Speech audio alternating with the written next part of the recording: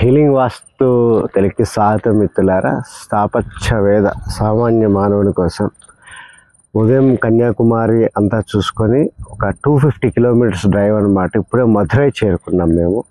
మధురైలో మన తెలుగువారు software engineer ఇక్కడ స్థిరపడిన వారికి మనమే స్థలం కొనిపించి మనమే మండువాలోకి వెళ్ళి విత్ సస్టైనబుల్ న్యాచురల్ మెటీరియల్స్ అన్నమాట.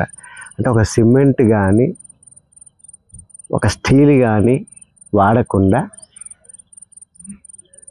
పాత కలప మెటీరియల్స్ని కరైకూడిలో కొనుక్కొని వచ్చి పూర్తి నేచురల్గా ఒక శరీరాన్ని ఇవ్వడంతో పాటు, అంటే ఒక స్టీల్ కానీ సిమెంట్ కానీ కాకుండా పూర్తిగా న్యాచురల్ మెటీరియల్స్తో మన స్థాపత్య వేద ధర్మంతో కట్టినటువంటి ఒక దక్షిణముఖంగా ఉన్న ఇల్లు అండి.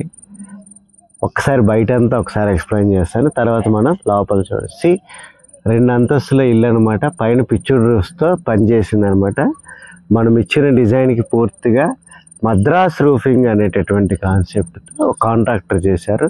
దీనికి ఒక కేరళ ఆర్కిటెక్ట్ కూడా వారి సహకారాన్ని అందించారండి. ఎందుకంటే కొంత వుడ్తో సంబంధించింది కాబట్టి దాన్ని వారు అన్ని రకాలుగా సహాయం చేశారు. సో తులసిరామ్ గారు వాస్తు, డిజైను, స్థలం కొనుగోలు విషయంలో మేము సహాయం చేశాము.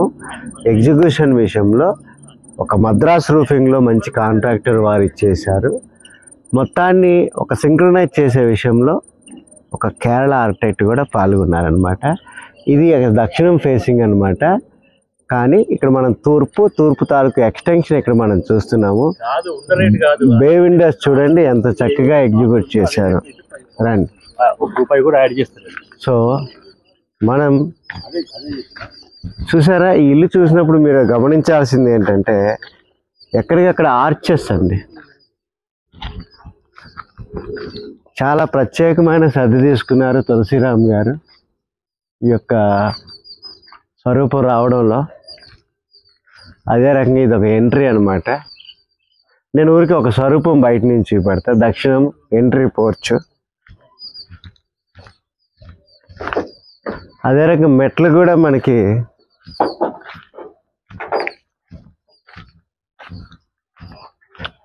మెట్లు కూడా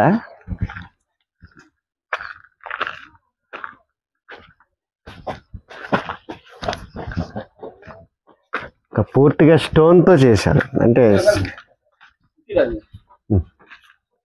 ఈ యొక్క స్టోన్స్ చేసుకొని వాటి సపోర్టివ్గా కొంత ఆగ్నేయులు ఇలా తీసుకోవాల్సి వచ్చింది. అలాగే ఇవి మనకి తూర్పు పక్కగా ఈసారి చక్కని వరండా, ఇది కూడా మన ఎక్స్టెన్షన్స్లో ఇవ్వడం అనేది జరిగింది. సో దీన్ని మనం ఒకసారి గ్రౌండ్ ఫ్లోర్ లోపలికి వెళ్ళి వీక్షిద్దాం.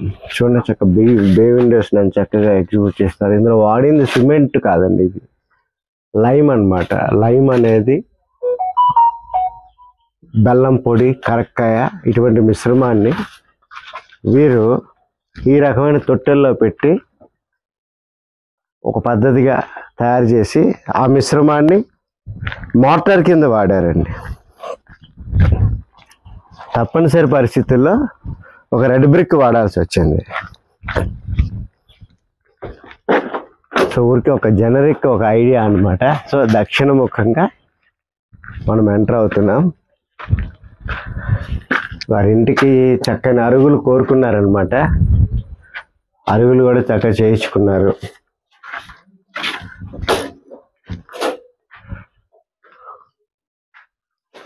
సో ఇది మనకి యాక్చువల్గా ఓపెన్ బ్రహ్మస్థానం. అంటే పైనుంచి పూర్తిగా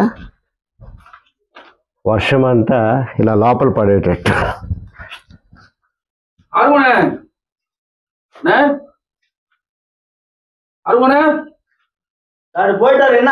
సో మద్రాస్ రూఫింగ్ లో చూసారు కదా బ్రహ్మస్థానం.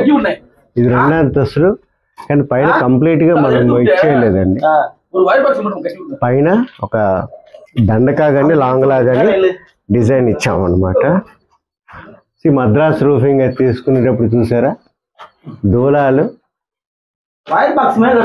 ఒక 1 ఇంచ్ సంబంధించిన వీటిని పెట్టి ఇచ్చేసారనమాట. సో చాలా శ్రద్ధ తీసుకున్నారు ఆయన. అంటే ఆయనకి సంబంధం లేనటువంటి నాలెడ్జ్ని ఎక్వైర్ చేసి